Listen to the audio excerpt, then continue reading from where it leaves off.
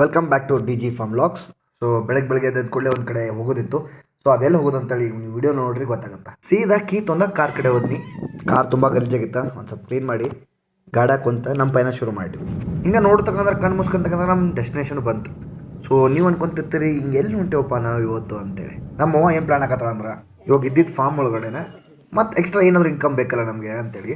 So ನಾವೇನು plan ಮಾಡತ್ತೀವಿ ಅಂದ್ರೆ ರೇಷ್ಮೆ ಹಾಕೋದು. ಸೊ ನಾವಿವಾಗ ನೋಡೋಕೆ ಬಂದೀವಿ ರೇಷ್ಮೆ ಹೆಂಗೆ ಬೆಳಿತಾರೆ ಅಂತೇಳಿ. ಸೊ ಇಲ್ಲಿ ಏನು ನೋಡತ್ತಿರಲ್ಲ ಇದೆಲ್ಲ ಜಾಗ, ಇಲ್ಲೆಲ್ಲಕ್ಕೆಲ್ಲ ರೇಷ್ಮೆ ಹುಳುಗಳನ್ನ ಬೆಳಿತಾರೆ. ನಾ ಫುಲ್ ಹೌಸ್ ಆಗಿದ್ನಿ, ನಾ ರೇಷ್ಮೆ ಹುಳುಗಳು ನೋಡ್ತೀನಿ ಹೆಂಗೆ ಬೆಳಿತಾರೆ ಅಂತೇಳಿ. ಬಟ್ ಏನು ಮಾಡೋದು, ನಮ್ಮ ಬ್ಯಾಡ್ ಲ್ಯಾಕ್ ಇತ್ತು. ನಾವು ಹೋದಾಗ ರೇಷ್ಮೆ ಹುಳು ಎಲ್ಲಕ್ಕೆಲ್ಲ ಕಳಿಸ್ಬಿಟ್ಟಿದ್ರು ಅವರ ಸಿಲ್ಕ್ ಮಾಡಿಬಿಟ್ಟು. ಆಯಿತು, ಹುಳ ಅಂತೂ ನೋಡೋಕ್ಕಾಗಲ್ಲ, ಅದ್ರ ಸಂಬಂಧ ಅವ್ರು ಹೊಲಕ್ಕೆ ಕರ್ಕೊಂಡು ಹೋದ್ರು ನಮ್ಮನ್ನ. ಇದೇನು ನೋಡೋತಾರಲ್ಲ ನೀವು, ನಾವು ತುತ್ತಿ ಗಿಡ ಅಂತೀವಿ, ಇಲ್ಲ ರೇಷ್ಮೆ ಗಿಡ ಅಂತೀವಿ. ನೀವು ಹೇಳ್ರಿ ನಿಮ್ಮ ಕಡೆ ಏನಂತಾರೆ ಅಂತೇಳಿ. ರೇಷ್ಮೆ ಕಳಿಸ್ಮೇಲೆ ಏನೇ ಮಾಡ್ಬೇಕಂತೇಳಿ ಎಲ್ಲ ಕೆಲಸ ಹೇಳ್ಕೊಟ್ರು ನಮ್ಗೆ. ಮಣ್ಣೆಲ್ಲ ಪಳ್ ಮಾಡಬೇಕು, ಆಮೇಲೆ ಪೂರ್ತಿ ಎಲ್ಲ ಗೊಬ್ಬರ ಹಾಕಬೇಕು, ಇದನ್ನೆಲ್ಲ ತೋರಿಸ್ಕೊಟ್ರು ನಮ್ಗೆ. ಇದನ್ನೆಲ್ಲ ನೋಡ್ಕೊಂಡು ನಾವು ನಮ್ಮ ಮನೆಗೆ ಹೊರಟಿದ್ವಿ. ಸೊ ಇವತ್ತಿಗೆ ಸಾಕ್ರಿ, ಮತ್ತೆ ನಾಳೆ ಬರ್ರಿ ನಮ್ಮ ಫಾರ್ಮ್ದು ಲಾಗ್ ನೋಡೋಣ. ಬಾಯ್.